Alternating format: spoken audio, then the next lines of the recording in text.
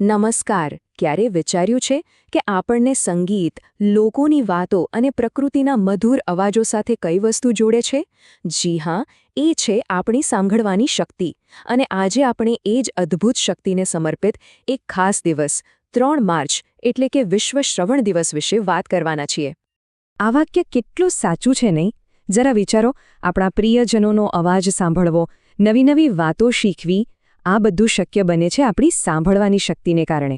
એટલે કે સાંભળવું એ ખાલી અવાજ નથી, એ તો આપણી આસપાસની દુનિયા સાથેનું એક જીવંત જોડાણ છે. તો સવાલ એ થાય કે આટલી મહત્વની ઇન્દ્રિય માટે એક આખો દિવસ શા માટે ઉજવવામાં આવે છે?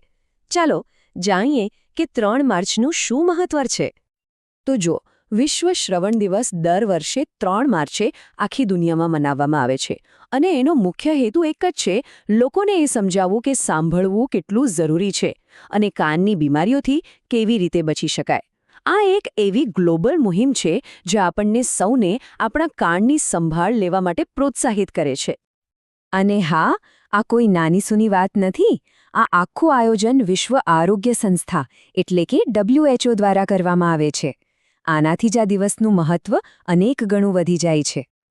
એટલું જ નહીં, આ અભિયાનને વધુ અસરકારક બનાવવા માટે WHO દર વર્ષે એક ખાસ થીમ પણ રાખે છે, જેમ કે જીવનભર સાંભળો અથવા સૌ માટે કાન અને શ્રવણ સંભાળ. આવી થીમ્સ દ્વારા કાનની દેખભાળના જુદા જુદા પાસાઓ પર દુનિયાભરનું ધ્યાન ખેંચવામાં આવે છે. તો ચાલો હવે એ સમજીએ કે સાંભળવાની આ ભેટ આપણા જીવન માટે આટલી બધી કિંમતી કેમ છે.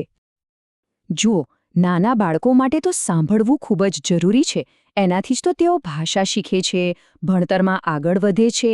અને પુખ્ત વયના લોકો કે પછી વડીલો માટે સારી રીતે સાંભળવું એ નોકરી, સામાજિક સંબંધો અને આત્મવિશ્વાસ ટકાવી રાખવા માટે અનિવાર્ય છે. જો સાંભળવામાં તકલીફ પડે તો ઘણીવાર એકલતાનો અનુભવ થઈ શકે છે. આપણે જાણીએ છીએ કે સાંભળવું કેટલું જરૂરી છે, પણ સવાલ એ છે કે શું આપણે એની પૂરતી કાળજી લઈએ છીએ? ચાલો હવે એ આધુનિક જોખમો વિશે વાત કરીએ જે રોજબરોજ આપણી સાંભળવાની શક્તિને જોખમમાં મૂકી રહ્યા છે. જરા વિચારીએ, એવી કઈ રોજિંદી આદતો છે જે જાણી અજાણીએ આપણા કાનને નુકસાન પહોંચાડી રહી છે?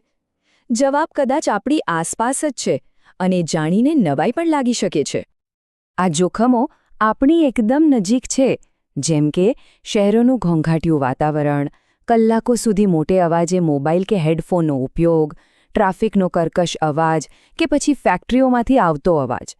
આ બધી જ વસ્તુઓ ધીરે ધીરે આપણને ખબર પણ ન પડે એમ આપણી સાંભળવાની ક્ષમતાને ઓછી કરી રહી છે. અને સતત મોટા અવાજમાં રહેવાથી એક ગંભીર સમસ્યા થઈ શકે છે, જેને ટિનિટસ કહેવાય છે. આમાં થાય એવું કે કાનમાં સતત કોઈક જાતનો અવાજ, જેમ કે તમરા બોલતા હોય કે કોઈ ઘંટડી વાગતી હોય એવું સંભળાયા કરે છે. અને આ સ્થિતિ ખૂબ જ હેરાન કરી શકે છે. તો હવે સૌથી અગત્યની વાત, આ બધી સમસ્યાઓથી બચવા અને આપણી આ અમૂલ્ય ઇન્દ્રિયને સાચવવા માટે આપણે શું કરી શકીએ?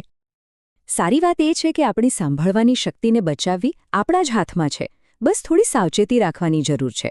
જેમ કે મ્યુઝિક હંમેશા માપસરના અવાજે સાંભળવું, હેડફોનનો ઉપયોગ બને ત્યાં સુધી ઓછો કરવો, કાનમાં ક્યારે કોઈ અણીદાર વસ્તુ ન નાખવી, અને હા, સમયસર કાનનું ચેકઅપ કરાવતા રહેવું, અને જો જરા પણ તકલીફ લાગે તો તરત જ ડૉક્ટરની સલાહ લેવી.